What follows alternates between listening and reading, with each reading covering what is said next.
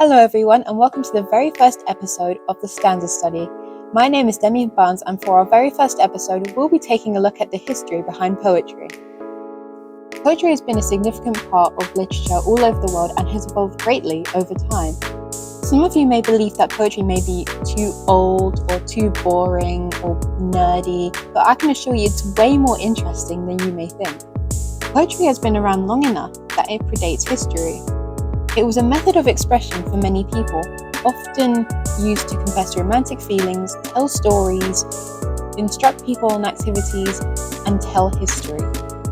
Thousands of years ago, way before modern technology, poetry wasn't even written down, it was sung or chanted. Think of it like a traditional song passed down through families and communities through the generations. It was kind of like telling spooky stories around a campfire, but it was so good that it didn't even have to be written down, it was engraved into the people's minds. One of the earliest poems was called the Epic of Gilgamesh, which was written over 4,000 years ago in a country called Mesopotamia, which is now known as modern-day Iraq. The story tells of a king seeking immortality and goes on many epic adventures, which sounds like a really cool movie plot, right? Now let's take a look at ancient Egypt. Ancient Egyptians would record their poems in papyrus scrolls, and their poems were often about their deities, love, or the afterlife. And in ancient China, they had something called the Book of Songs, which was a journal of poetry which contained poems about royal feasting and farming. To these people in ancient civilizations, poetry was a way of life. The ancient Greeks also had a unique way of expressing poetry. Instead of having it written down or chanted, they'd be acting out their poems. So think, you had to act for several hours as a character from this poem. These poems are often about deities, fighting, mythical creatures. Think of the famous Odyssey poem or even the famous Iliad poem.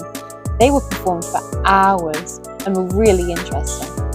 Fast forward many centuries later to the Middle Ages, where poetry became well known for its more sophisticated styles.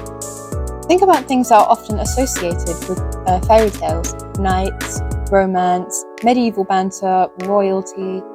A famous poet from this time period was Geoffrey Chaucer, who wrote a poem called the Canterbury Tales. This included elements of comedy as well as very many outrageous stories. Now, this might be something you guys recognise, the Renaissance era. This is when our good old friend Shakespeare came into the picture and made poetry great again. Shakespeare stepped up his game when it came to poetry, especially when it came to his famous Sonnet 18, with a famous quote which you guys might recognise: "Shall I compare thee to a summer's day?" Shakespeare was very sophisticated when it came to his poetry, especially when it was about romance. Not to be biased or anything, but he was definitely one of my favourite poets. Now let's take a look at the Romantic period. This period was between the 18th and 19th century, where poets such as William Wordsworth, Percy Bysshe Shelley, Lord Byron, Edgar Allan Poe and so many other famous poets were well known of this time.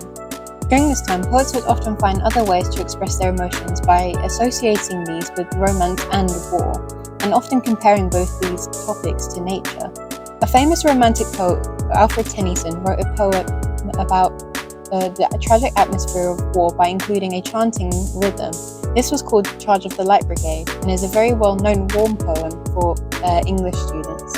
In recent centuries, poets began to rebel against the usual poetic devices, and this is when rhyming became optional, so now poets began to sound more like speeches than storytelling. However, this is when poetry began to be expressed through voice again.